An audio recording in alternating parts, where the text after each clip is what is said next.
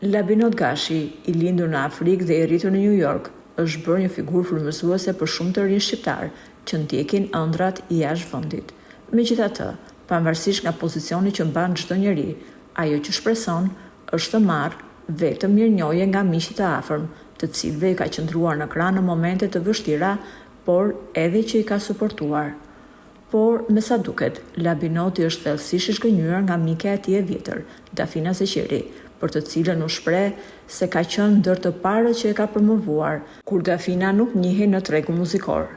Aq i shkënjyer ka qenë Labinoti nga Dafina, sa gjatë një interviste televizive ka shpërthyer ndaj ish mikeshës së tij, duke thënë: "Unë kam qenë i pari që e kam bërë Dafinën të famshme, e sot ajo nuk më flet me gojë.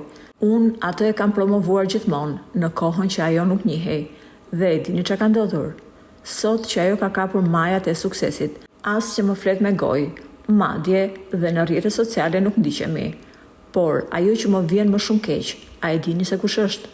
Është fakti se i kam denjur gati me dekada afër dhe kur festoj ditëlindjen nuk më ftoi, por pash i kishe ftuar të gjithë kastin e Big Brother, që janë vetëm figura momentale në treg.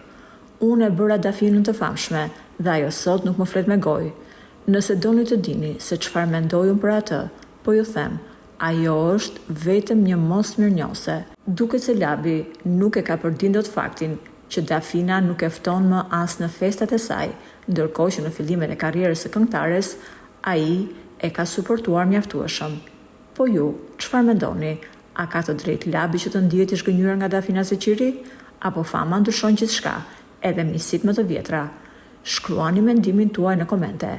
A është ky rast tipik i mosmirënjohjes apo thjesht një kapitull i mbyllur që duhet lënë pas? Faleminderit që na ndoqët. Për më shumë video interesante, bëjni subscribe kanalit ton të YouTube-it.